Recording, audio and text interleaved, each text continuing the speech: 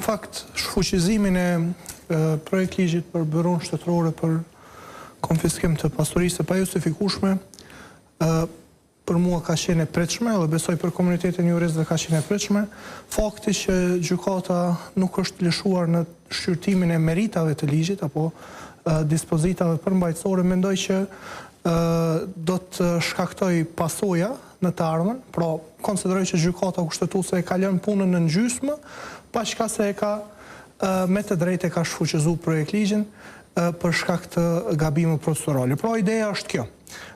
Në qoftë se gjykata tani nuk i ka adresuar ato tmeta apo ato pretendime lidhur me përmbajtjen e projekt ligjit, mundemi me orë në një situatë ku sërish i njëjti projekt ligj, pra me përmbajtjen e njëjtë të vjen sërish për shqyrtim kuvend të miratuar tani duke respektuar procedurën formale dhe sërish mund të bëhet nesër objekti shqyrtimit në gjykatën kushtetuese. Pra, projekt ligji i njëjtë mundet me orë sërish në shqyrtim në gjykatën kushtetuese që nuk kupton humbje e kohës së paarsyeshme dhe të panevojshme. Ndërsa po të shqyrtohej edhe pjesa e pretendimeve mbi dispozitat e projekt ligjit nga gjykata në këtë fazë, atëherë me rastin e ridërgimit të këtij projekt ligji për votim në kuvend, atëherë do të mund t'ju japë hapësirë legislative dhe komisioneve përkatëse që të adresojnë pra ndryshimet e tilla. Unë mendoj që ky projekt ligj ka shumë nevojë për ndryshime dhe nuk do duhet të procedojë sërish në këtë formë.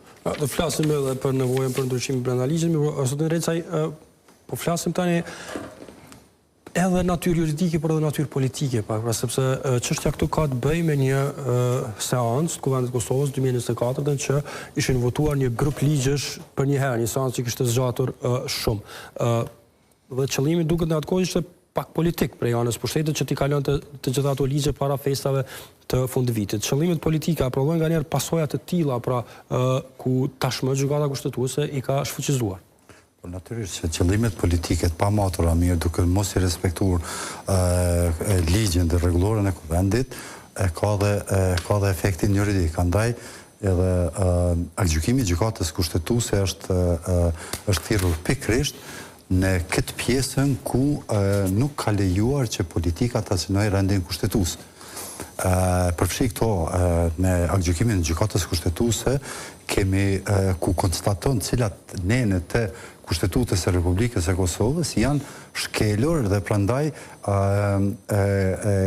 aktgjykimi ka qenë i fokusuar më shumë në pjesën e evitimit të vendimeve politike të cilat potencialisht mund të cënonin në rendin kushtetues. Andaj edhe arsyetimi i cilën e jep dhe mos futja në detaje e ligjeve si pako me bë interventimin gjykata kushtetuese përfshi këto dhe ligjit për konfiskimin e pasurisë së pajustifikueshme. Pra gjykata kushtetuese në këtë rast vetëm brenda kërkesës së deputetëve, sepse nëse do të gaboj edhe deputetët në atë kohë që kanë parashtruar lëndën e gjykatë kushtetuese nuk kanë kërkuar shqyrtim të, le të themi, merita të këtyre ligjeve, po kanë trajtuar vetëm anën procedurale.